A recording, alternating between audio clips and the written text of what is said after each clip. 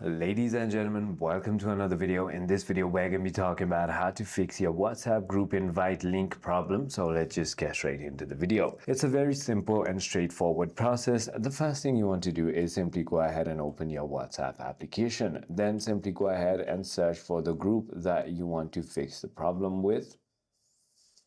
And then click on the profile or the group name on the top of your screen. Then you want to scroll all the way down until you find invite via link or QR code. Click on that and then click on reset link and click on reset link one more time.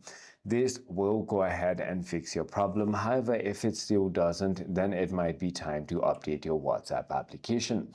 Simply go ahead and open your App Store or Play Store and then search for WhatsApp right over here.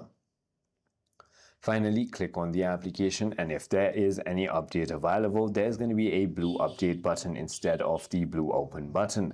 I hope this video clarified everything for you. If you have further more queries, feel free to comment down below and I'll see you on the next one.